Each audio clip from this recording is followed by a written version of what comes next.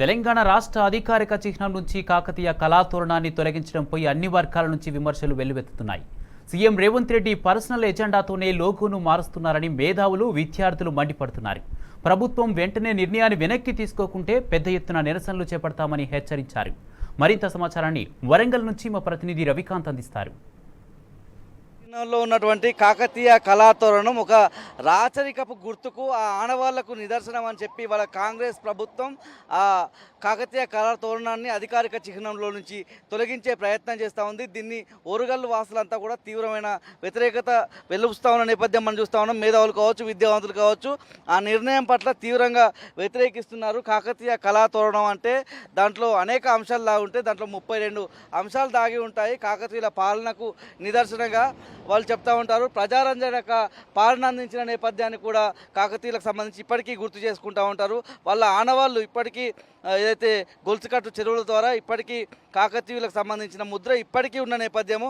మనతో పాటు కొంతమంది మేధావులు, ఆర్టిస్టులు, కళాకారులు ఉన్న నేపథ్యం. మనతో పాటు కళాకారుడు టీవీ అశోక్ గారు ఉన్నారు. సరే, వాళ్ళ కాకతీయ కళాతోరణాన్ని తొలగించడం ఎట్లా, దేనికి సంకేతంగా చూస్తున్నారు? ఏదో పర్సనల్ ఇష్యూ కింద అని చెప్పేసి అని అనిపిస్తూ ఉన్నది. ఇది పబ్లిక్ సంబంధించింది. కాకతీయ కళాతోరణం అనేటువంటిది రాజులు, రాజరికానికి సంబంధించినటువంటిది కాదు.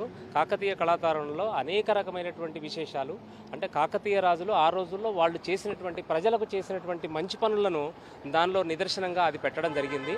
అంతే తప్ప రాజులు తమ యొక్క ప్రతాపాన్నో లేకుంటే వాళ్ళ యొక్క కీర్తిని ముందుకు తరాలకు తీసుకెళ్లడానికని కాదు. దానిలో ఆ సారాంశం ఉందని చెప్పేసి అని గమనించాల్సినటువంటి అవసరం ఉంది. ఇక్కడ పార్టీలతోని సంబంధం లేదు, ఇక వ్యక్తులతోని సంబంధం లేదు. మనకు తెలంగాణ ఏర్పడ్డ తర్వాత దీన్ని ఒక ఏమంటారు, అందరి యొక్క మనో దాని కింద తీసుకోవడం జరిగింది. ఇది కాకతీయ కళా తోరణం అనేటువంటిది ఈరోజు ప్రపంచ చరిత్రలో చూసుకుంటే మొట్టమొదటి రాణి కూడా రాణి రుద్రమదేవి మన కాకతీయులకు సంబంధించింది. సో ఆ విధంగా ఆ హెరిటేజ్ను మనము కాపాడాల్సిన బాధ్యత ఉంది. నాకు తెలిసి ఏంటంటే దీనివల్ల మార్పు వల్ల ప్రజలకు పెద్దగా ఒరిగేది ఏమీ లేదు. కాబట్టి ప్రజలకు ఉపయోగపడేటువంటి వేరే పనిని ఏదైనా చూస్తే బాగుంటుంది. ఈ విషయంలో మాత్రం ఖచ్చితంగా మేధావుల యొక్క, పెద్దవాళ్ళ యొక్క ఆలోచనను పరిగణలో తీసుకొని ఈ యొక్క సంస్కృతిని, ఈ యొక్క సంప్రదాయాన్ని మీరు కొనసాగించాలి, మీ పరిపాలనలో మంచిగా ముందుకెళ్లాలని చెప్పేసి మేము కోరుతూ ఉన్నాము.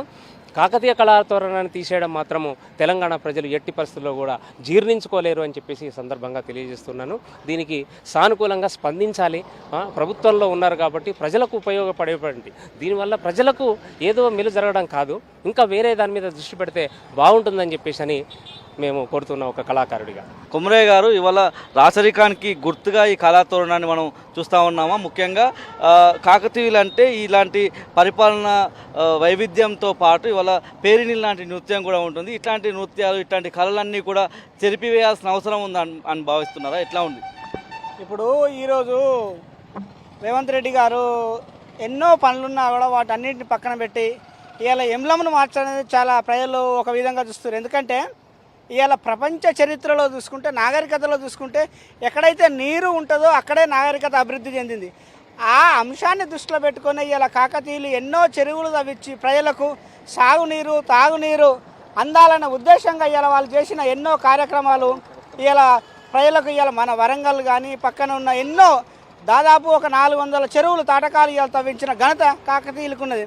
ఎందుకంటే ఈ నీటి ద్వారానే అన్ని పనులు అవుతాయి కాబట్టి వాళ్ళు ఏంటంటే ప్రథమ ప్రాధాన్యత నీరు, తాగునీరు, సాగునీరు, పంటలు పండితే జంతు జీవాలు, పక్షులు అన్నిటికీ జీవాధారం నీరు.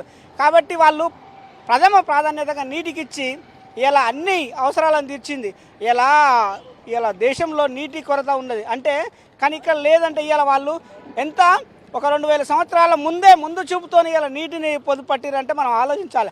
దాన్ని ఆలోచించకుండా ఇలా రాజరికం అంటే ఎక్కడుందని ఇలా కాకతీయులు ఎన్ని కోటలు కట్టిర్రు, ఎన్ని కట్టిర్రు? ఇలా రాజస్థాన్ కానీ కొన్ని ప్రదేశాలలో ఎన్నో మహాళ్ళు ఉన్నాయి. అట్లా ఏమైనా కాకతీయుల మహాళ్ళు ఉన్నాయి? ఏమైనా ఎక్కడైనా చూపించండి. వాళ్ళకు మామూలు నివాసం తప్ప వాళ్ళు కోటలు కట్టించుకొని మేము కోటల్లో ఉండి ప్రజలను చూడాలని లేదు.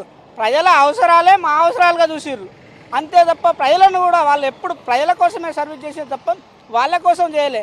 వాళ్ళను మనం ఇలా తెలంగాణ ప్రభుత్వం కూడా సేమ్ అదే విధంగా ప్రజల ముఖ్యము, తర్వాత పాలకులు ముఖ్యం అనే విధంగా ప్రజలకు అన్ని సౌకర్యాలు కల్పించాలి. కాకతీయులు పరిపాలించినట్టే ఇలా ఇరిగేషను, తాగునీరుకు ప్రథమ ప్రాధాన్యత ఇచ్చింది గత ప్రభుత్వం. ఎందుకంటే ప్రాజెక్టులు అన్నీ కట్టి ఇలా ఇవాళ మిషన్ భగీరథ లాంటిది ఏంటంటే ఈ రెండు పథకాలు కూడా ఇలా సాగునీరు తాగునీరు ప్రజలకు అందాలనే ఉద్దేశంగా అలా చేసింది.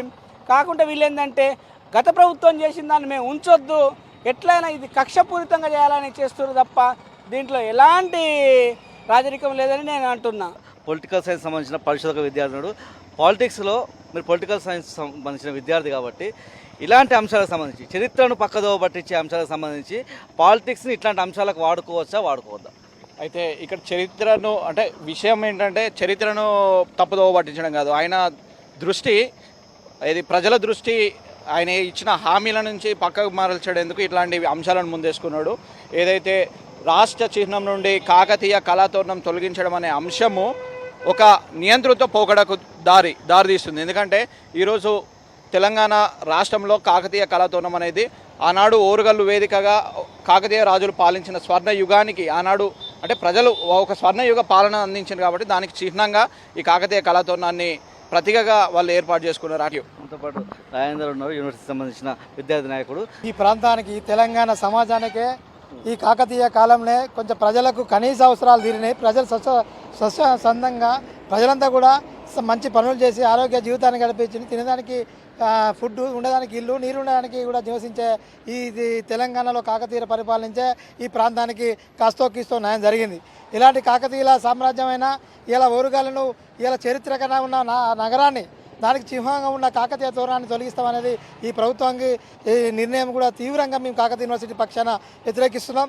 ఇది మొత్తంగా చూస్తే పూర్తి స్థాయిలో విద్యావంతులు మేధావులు అయితే ఈ కాకతీయ కళా తోరణాన్ని తెలంగాణ అధికారిక చిహ్నం నుంచి తొలగించే ప్రక్రియ పట్ల ఆలోచన పట్ల తీవ్రంగా వ్యతిరేకిస్తున్న నేపథ్యం మనం చూస్తూ ఉన్నాము. వరంగల్ జిల్లా వేదికగా మరొక ఉద్యమానికి తెరతీసే అవకాశం కూడా మనకు కనిపిస్తూ ఉంది. సంజీవ్తో రవికాంత్, టీ న్యూస్, హన్మకొండ జిల్లా.